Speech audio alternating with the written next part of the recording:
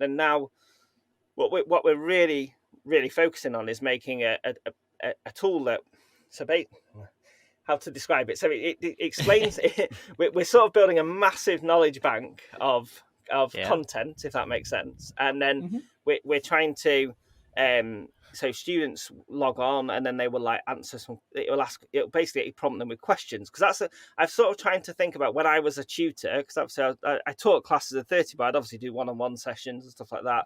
And you think, what do you do? Well, the first thing is you ask the student questions, don't you? That's how you find out what they don't know. You can't really sort of say to them, what don't you know? You have to say, answer this question. If you get it right, we'll jump on and do the next thing. Answer this question. If you get it wrong, we'll work on that topic. And that's kind of how this works. So it will sort of ask the student, it'll give them little explanations, ask them questions, all of this based off an AI kind of generation, and it will ask them questions, and it will sort of mark those questions, because that's the most impressive thing for me, is the fact that it can mark your work. Do you see what I mean? So we've always, like, there's loads of tools. I'm sure you'll be familiar with, like, there's tools out there that are good for things like maths, where it's like simplify 15 over 45 and the answer's a third. The answer's always a third.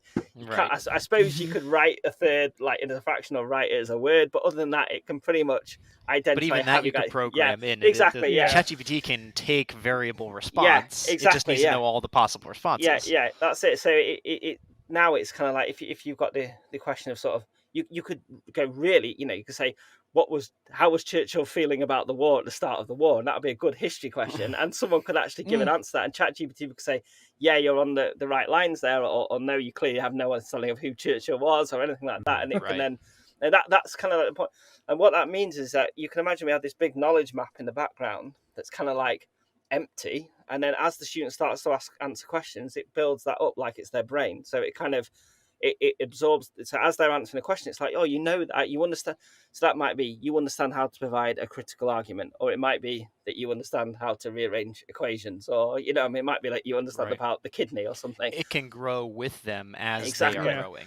Exactly. Yeah. And if you imagine you're a tutor and you've got a teacher, and you've got, there's two things here. One, you come back to that tutoring that child a week later, and you're like, where were we up to? I can't remember. You might look at your notes and be like, we're up to here or whatever, but you don't. Whereas this thing can be like, well, 6 weeks ago we did rearranging equations, and tomorrow we're going to learn about the nephron and the kidney or something. You know what I mean? And we know all of the different this, and it can know, oh, well, we're up to here, and then we're up to, and so it can kind of, as the student works with it, it will get a picture of where they're up to, and that